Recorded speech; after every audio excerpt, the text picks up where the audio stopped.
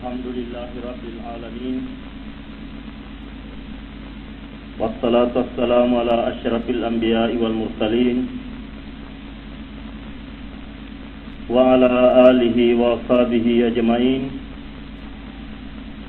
Asyhadu an la ilaha illallah wahdahu la syarikalah wa asyhadu anna Muhammadan abduhu wa rasuluh. Bapak, saudara-saudara, majelis pengajian jamaah malam Jumat yang saya hormati, melanjutkan kuliah kita pada malam Jumat kemarin dalam rangka upaya kita mencari di mana rahasia letaknya kekuatan Islam seperti yang telah pernah diperlihatkan oleh Nabiullah Muhammad sallallahu alaihi wasallam, merupakan suatu tuntutan yang sulit kita elakkan, sebab kita lebih mudah untuk menganggap dan menanggapi kalau suara-suara santer yang akhir-akhir ini dilancarkan dengan gencar di berbagai forum dan kesempatan, bahwa abad ke-15 Hijriah ini adalah abad kebangkitan, untuk kita anggap suara itu sebagai suara ratapan, sebagai suara harapan dari umat manusia di dunia sekarang yang sudah tidak punya alternatif lain, sehingga merupakan ratapan dan jeritan kejujuran dari balik hati nurani para manusia kini untuk meminta kiranya Islam tampil memainkan peranan memperbaiki kembali keadaan yang sudah kacau balau ini, sebagaimana keberhasilan Islam pada saat penampilannya yang pertama di zaman Nabiullah Muhammad sallallahu alaihi wasallam, dengan lebih dahulu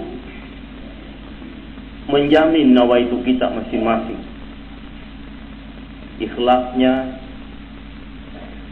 hati kita, bersihnya jiwa kita, bahwa ini semua kita lakukan dan upayakan bukan karena ada ambisi dan emosi, bukan karena iri dan benci, tapi justru oleh karena didorong oleh rasa tanggung jawab, mengerti persis,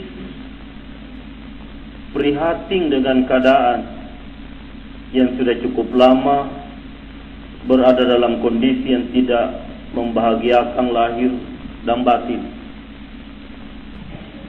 Kedua, dengan lebih dahulu setelah dan sesudah kita menjamin nawaitu kita yang ikhlas, jiwa kita yang bersih polos dan tulus. Kedua, semata-mata karena yakin dan kita tidak punya alternatif lain, terlalu yakin dengan keyakinan yang sepenuhnya, seyakin-yakinnya kalau Islam ini adalah wahyu dari Allah Subhanahu wa taala yang bersih, murni dan utuh hingga kini. Dan Allah memberikan jaminan bahwa tidak akan mungkin ada tangan yang bisa menodai, tidak akan mungkin ada tangan yang diberi kesempatan untuk mengotori secara konsepsional konsepsi Islam ini berupa Al-Quran sebagai wahyu yang murni dari Allah Subhanahu wa taala, sehingga siapa saja yang mampu menemukan Islam ini sebagaimana mestinya dan menghidangkan Islam ini sebagaimana mestinya, insya Allah bagaimanapun rusaknya keadaan itu, harapan untuk dapat diperbaiki tetap terbuka. Masalahnya Allah akan membacking, Allah akan memberikan jaminan berupa bantuan yang selalu ditawar-tawarkan kepada siapa yang memang betul-betul berusaha keras menurut tuntunan yang ada dengan mencontoh sunnah Rasulullah sallallahu alaihi wasallam. Allah akan memberikan kemampuan dan kekuatan kepadanya. Atas dasar dua landasan itulah kita tidak punya alternatif lain untuk tidak sekarang juga terus-menerus melakukan penggalian sebagai upaya keras kita untuk mencari dalam rangka menemukan di mana letaknya rahasia kekuatan Islam yang pernah ditampilkan oleh Rasulullah sallallahu alaihi wasallam. Untuk ukuran pada waktu itu, manusia-manusia yang ada di sekitar pribadi beliau dibandingkan dengan kekuatan yang begitu tangguh, bukan kekuatan politik, kekuatan yang membudaya, kekuatan yang sudah begitu mengakar, didukung lagi oleh kekuatan politik, sosial, ekonomi, dan budaya. Dalam jangka waktu yang relatif singkat, secara mendasar dapat ditunggak oleh Rasulullah sallallahu alaihi wasallam. Tetapi kenyataan yang kita tidak bisa sangkal bahwa setelah pernah Islam ini mencapai titik puncak kejayaannya, memang begitulah kelihatannya rumus sejarah. Proses kemunduran tidak bisa dielakkan. Terjadilah pengaburan-pengaburan dengan satu catatan, tetapi Islam secara konsepsional,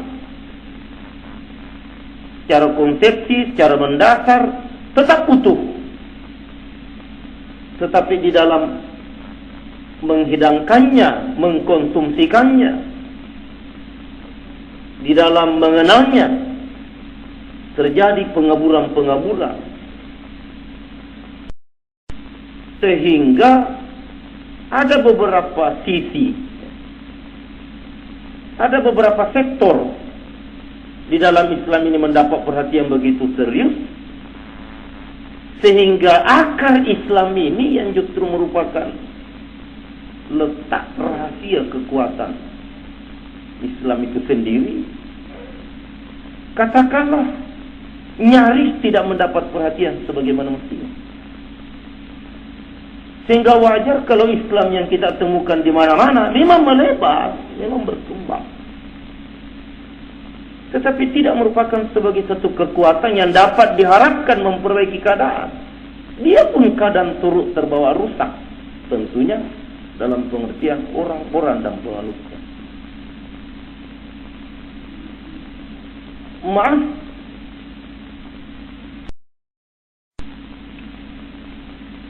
Bapak dan saudara-saudara, dituntut kejujuran dan jiwa besar dari kita bahwa Islam yang kita peroleh, Islam yang kita terima, Islam yang kita kenal, Islam yang kita dapatkan,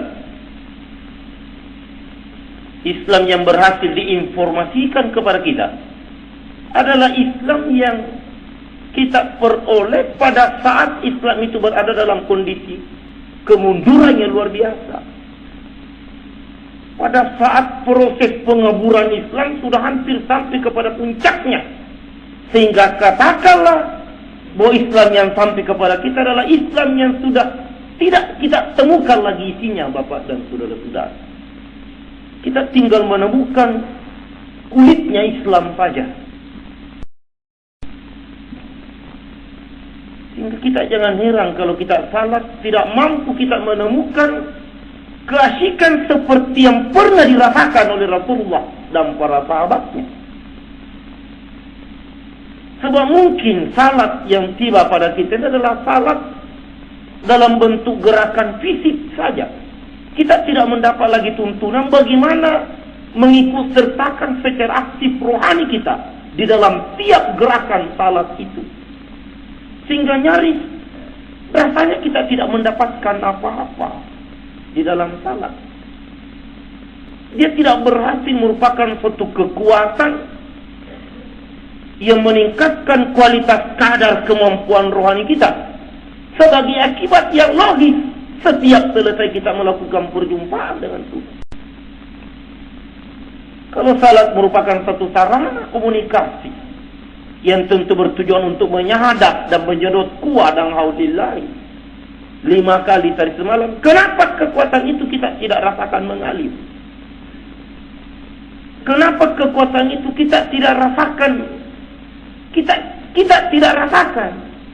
Kalau ada kekuatan yang berhasil kita sadap dan sedot setiap selesai salat, jiwa kita tetap kerdil, otak kita tetap bungur, rasa tanggung jawab kita tetap rendah, dan kita tetap wawasan dan kawasan cakrawala berpikir kita tetap begitu terbatas. Tidak pernah berhasil menampilkan kita sebagai khalifatullah di muka bumi ini yang harus memandang dunia ini begini kecil. Sebab kita adalah wakil Allah yang barusan habis ketemu dengan Tuhan. Tidak terasa. Sebab tuntunan yang kita kenal di dalam fikih, salat adalah gerakan fisik, tidak lebih daripada itu. Yang dimulai dengan takbir, diakhiri dengan salam. Begitu definisi salat yang kita terima di dalam pelajaran fikih. Tapi bagaimana tuntunan lengkapnya keterlibatan dan keikutsertaan secara penuh rohani ini yang mengundang dan mengguyur air mata, di mana kita akan mendapatkan jawaban dari Allah Subhanahu wa taala, mendapatkan kekuatan yang mengorbitkan, meningkatkan kualitas kadar rohani kita, sehingga rasanya akan tandang di tengah gelanggang, memperbaiki keadaan ini. Kenapa tidak? Sebab kita tidak mendapat tuntunan seperti itu. Inilah yang kita katakan bahwa Islam yang tiba pada kita adalah Islam yang berada pada kondisi puncak kemunduran dan kekaburan yang luar biasa. Setelah 7 abad meninggalkan akarnya, Bapak dan saudara-saudara. Jadi jangan kita heran kalau Islam memang di mana-mana tersebar, tapi dia tidak merupakan kekuatan yang memainkan peranan di muka bumi. Jadi betul sekali sinyalemen Rasulullah Sallallahu Alaihi Wasallam bahwa kelak nanti umatku banyak, tapi dia tidak lebih daripada sekedar buih atau busa air saja. Dia akan merupakan daging yang diperebutkan oleh orang. Dia tidak punya kekuatan apa-apa. Sebab pada waktu itu secara hakiki kita tidak lebih dengan orang lain, malah kita lebih ngaruh. Masalahnya umat Islam pada waktu itu, sebab ini adalah akibat daripada proses kemunduran yang sudah sampai kepada puncaknya. Juga sudah hubbu dunia wa karahatul maut, sudah cinta dunia dan takut mati. Dan ini adalah wujud daripada tidak beresnya kita punya iman. Sebab setiap Rasulullah Sallallahu Alaihi Wasallam memberikan motivasi kepada kita, memberikan